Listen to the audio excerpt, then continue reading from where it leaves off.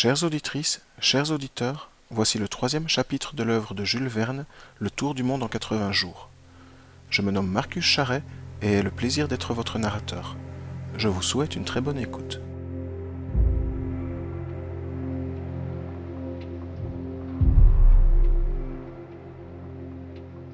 Chapitre 3, où s'engage une conversation qui pourra coûter cher à Phileas Fogg. Phileas Fogg avait quitté sa maison de Savile Row à 11h30 et, après avoir placé 575 fois son pied droit devant son pied gauche et 576 fois son pied gauche devant son pied droit, il arriva au Reformed Club, vaste édifice élevé dans le Pall Mall qui n'a pas coûté moins de 3 millions à bâtir. Phileas Fogg se rendit aussitôt à la salle à manger, dont les 9 fenêtres s'ouvraient sur un beau jardin aux arbres déjà dorés par l'automne. Là, il prit place à la table habituelle où son couvert l'attendait. Son déjeuner se composait d'un hors-d'œuvre, d'un poisson bouilli relevé d'une reading sauce de premier choix, d'un roast beef écarlate agrémenté de condiments mushroom, d'un gâteau farci de tiges de rhubarbe et de groseilles vertes, d'un morceau de Chester, le tout arrosé de quelques tasses de cet excellent thé spécialement recueilli pour l'offre du Reformed Club. À 12h47, ce gentleman se leva et se dirigea vers le grand salon, somptueuse pièce, ornée de peintures richement encadrées. Là, un domestique lui remit le Times non coupé, dont Phileas Fogg opéra le laborieux dépliage avec une sûreté de main qui dénotait une grande habitude de cette difficile opération. La lecture de ce journal occupa Phileas Fogg jusqu'à 3h45, et celle du Standard, qui lui succéda, dura jusqu'au dîner. Ce repas s'accomplit dans les mêmes conditions que le déjeuner, avec adjonction de Royal British Sauce. À 6h moins 20, le gentleman reparut dans le grand salon et s'absorba dans la lecture du Morning Chronicle. Une demi-heure plus tard, divers membres du Reformed Club faisaient leur entrée et s'approchaient de la cheminée, où brûlait un feu de houille. C'étaient les partenaires habituels de M. Phileas Fogg, comme lui enragé joueur de whist. L'ingénieur Andrew Stuart, les banquiers John Sullivan et Samuel Fallentin, le brasseur Thomas Flanagan, Gauthier Ralph, un des administrateurs de la Banque d'Angleterre. Personnage riche et considéré, même dans ce club qui compte parmi ses membres les sommités de l'industrie et de la finance. « Eh bien, Ralph, demanda Thomas Flanagan, où en est cette affaire de vol ?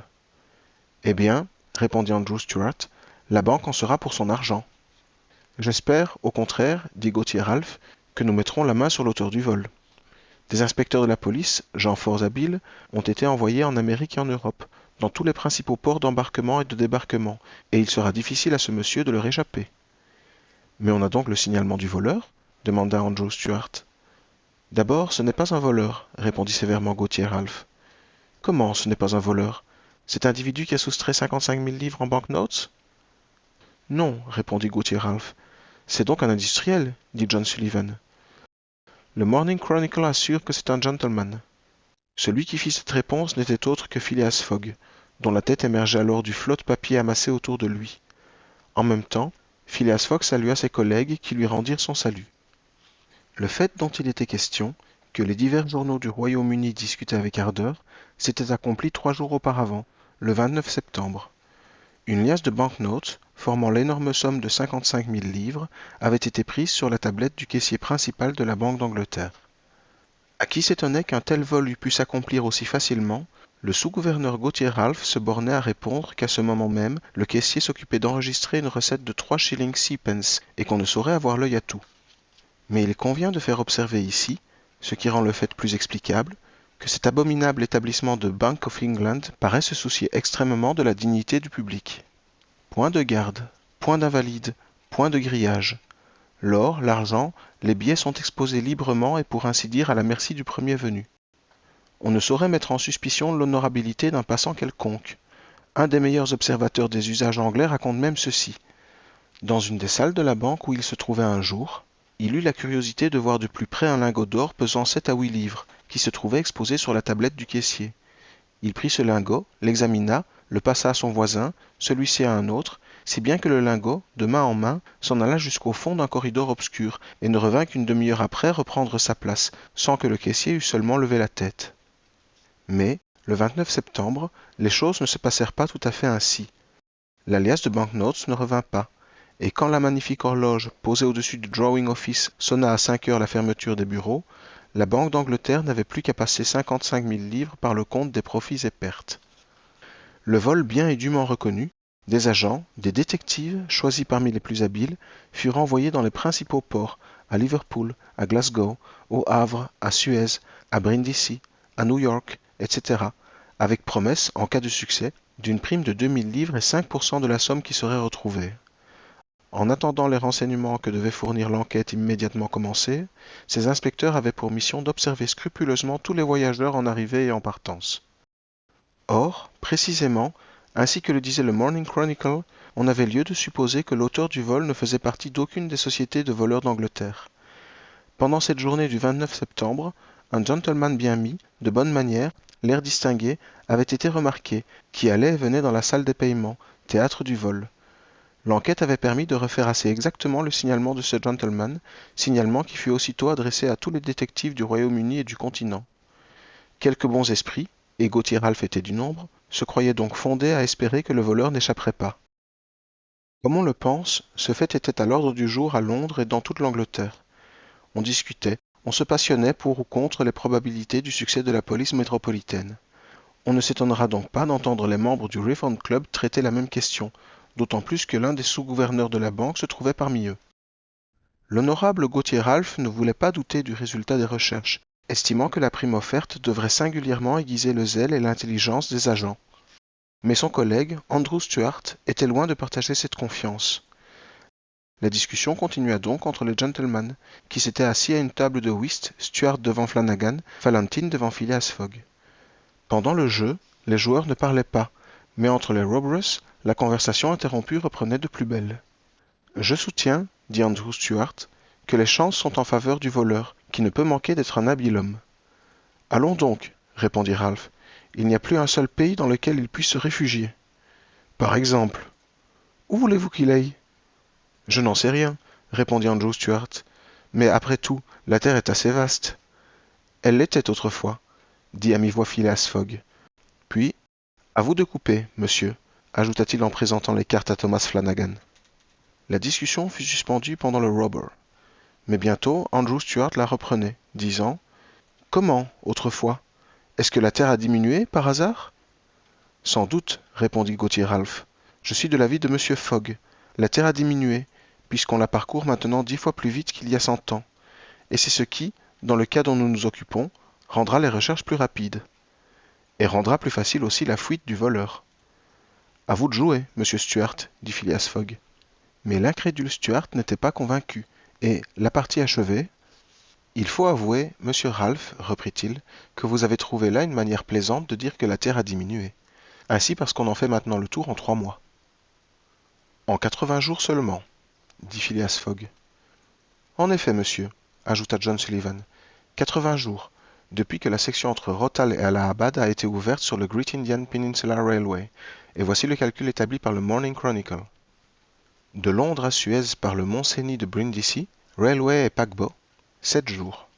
De Suez à Bombay, paquebot, 13 jours. De Bombay à Calcutta, Railway, 3 jours. De Calcutta à Hong Kong, Chine, paquebot, 13 jours. De Hong Kong à Yokohama, Japon, paquebot, 6 jours. De Yokohama à San Francisco, paquebot, 22 jours. De San Francisco à New York, Railway, 7 jours. De New York à Londres, paquebot et Railway, 9 jours. Total, 80 jours. Oui, 80 jours, s'écria Andrew Stuart, qui, par inattention, coupa une carte maîtresse, mais non compris le mauvais temps, les vents contraires, les naufrages, les déraillements, etc. Tout compris, répondit Phileas Fogg en continuant de jouer, car, cette fois, la discussion ne respectait plus le whist. Même si les hindous ou les indiens enlèvent les rails, s'écria Andrew Stuart, s'ils arrêtent les trains, pillent les fourgons, scalpent les voyageurs. Tout compris, répondit Phileas Fogg, qui, abattant son jeu, ajouta 2 à tout mettre. Andrew Stuart, à qui c'était le tour de faire, ramassa les cartes en disant Théoriquement, vous avez raison, monsieur Fogg, mais dans la pratique aussi, monsieur Stuart. Je voudrais bien vous y voir. Il ne tient qu'à vous. Partons ensemble. Le ciel m'en préserve, s'écria Stuart, mais je parierais bien 4000 livres qu'un tel voyage, fait dans ces conditions, est impossible. Très possible, au contraire, répondit monsieur Fogg. Eh bien, faites-le donc. Le tour du monde en 80 jours? Oui. Je le veux bien. Quand? Tout de suite? C'est de la folie, s'écria Andrew Stuart, qui commençait à se vexer de l'insistance de son partenaire. Tenez, jouons plutôt. Refaites alors, répondit Phileas Fogg, car il y a mal donne. Andrew Stuart reprit les cartes d'une main fébrile, puis, tout à coup, les posant sur la table. Eh bien, oui, monsieur Fogg, dit-il, oui, je parie 4000 livres. Mon cher Stuart, dit Fallentin, calmez-vous, ce n'est pas sérieux. Quand je dis je parie, répond Andrew Stuart, c'est toujours sérieux. Soit, dit monsieur Fogg. Puis, se tournant vers ses collègues, j'ai 20 000 livres déposés chez Baring Frères. Je les risquerais volontiers. 20 000 livres s'écria John Sullivan. 20 000 livres qu'un retard imprévu peut vous faire perdre? L'imprévu n'existe pas, répondit simplement Phileas Fogg. Mais, monsieur Fogg, ce laps de 80 jours n'est calculé que comme un minimum de temps. Un minimum bien employé suffit à tout. Mais pour ne pas le dépasser, il faut sauter mathématiquement des railways dans les paquebots et des paquebots dans les chemins de fer. Je sauterai mathématiquement. C'est une plaisanterie. Un bon Anglais ne plaisante jamais, quand il s'agit d'une chose aussi sérieuse qu'un pari, répondit Phileas Fogg.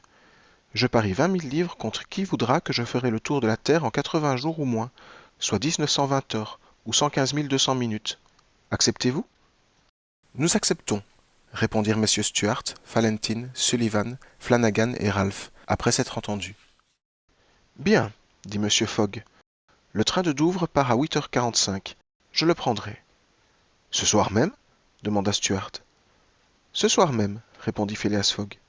Donc, ajouta-t-il en consultant un calendrier de poche, puisque c'est aujourd'hui mercredi 2 octobre, je devrais être de retour à Londres, dans ce salon même du Refund Club, le samedi 21 décembre, à 8h45 du soir, faute de quoi les 20 000 livres déposés actuellement à mon crédit chez Baring Frères vous appartiendront de fait et de droit, messieurs. Voici un chèque de pareille somme. Un procès-verbal du pari fut fait et signé sur le champ par les 6 co-intéressés. Phileas Fogg était demeuré froid.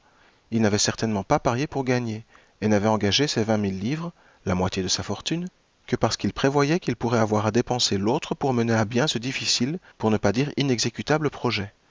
Quant à ses adversaires, eux, ils paraissaient émus, non pas à cause de la valeur de l'enjeu, mais parce qu'ils se faisaient une sorte de scrupule de lutter dans ces conditions. 7 heures sonnaient alors. On offrit à M. Fogg de suspendre le whist afin qu'il pût faire ses préparatifs de départ. « Je suis toujours prêt, » répondit cet impassible gentleman, et donnant les cartes, « Je retourne carreau, dit-il. À vous de jouer, monsieur Stuart. » Ici s'achève ce 3e chapitre. J'espère qu'il vous aura plu et qu'il vous aura donné l'envie d'en entendre davantage. Je vous souhaite une très bonne fin de journée à toutes et tous.